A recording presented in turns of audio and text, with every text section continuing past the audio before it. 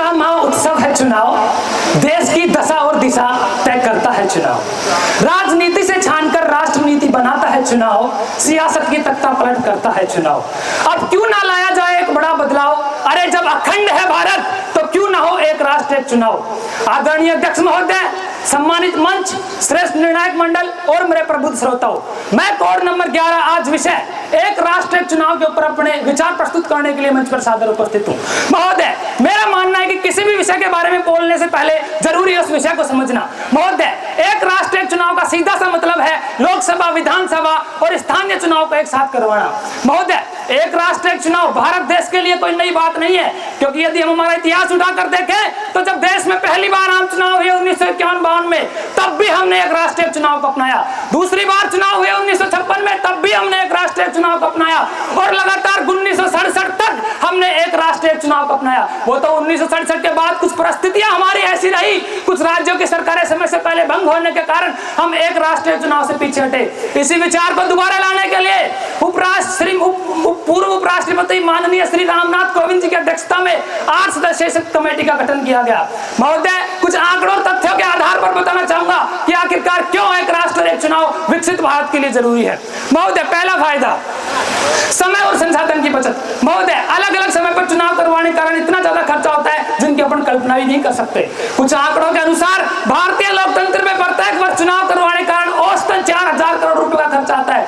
वहीं 2019 के आम चुनाव की बात करें तो उनका खर्चा था 60,000 करोड़ रुपए। और यही नहीं महोदय, पिछले ही वर्ष हुए 2024 के आम चुनाव की बात करें तो उनका खर्चा था 1,60,000 करोड़ रुपए।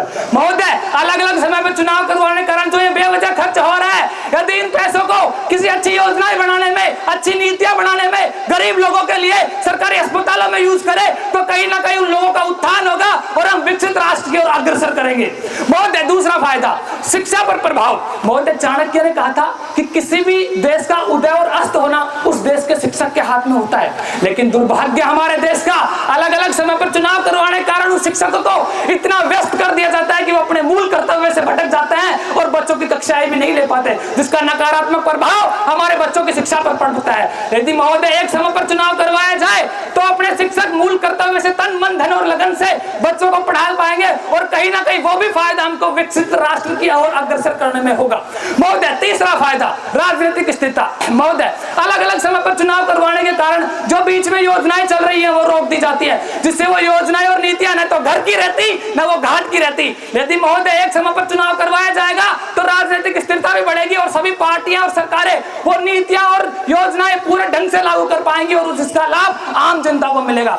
महोदय, अंत में मानता हूं कि कुछ एक चुनौतियां हैं इस विचार को लागू करने में, लेकिन महोदय हम सब मिलकर प्रयास करें तो कहीं ना कहीं इसको सशक्त करते हुए हम विकसित भारत को सशक्त कर सकते हैं। महोदय, जब हमारे देश में हम एक राष्ट्र एक कर यानी जीएसटी को बड़े आसानी से लागू कर सकते हैं तो यह मेरा दावा है कि हम एक राष्ट्र एक चुनाव को बड़े आसानी से कर सकते हैं। महोदय, अंत में इतना ही कहना चाहूंगा एक राष्ट्र एक चुनाव के लिए कि संभव है सब कुछ, असंभव कुछ भी नहीं, कि संभव है सब कुछ, असंभव कुछ भी नहीं, कर हौसले बुलंद, दूर कुछ भी नहीं, दूर कुछ भी नहीं। Thank you so much. जय हिंद, जय भारत।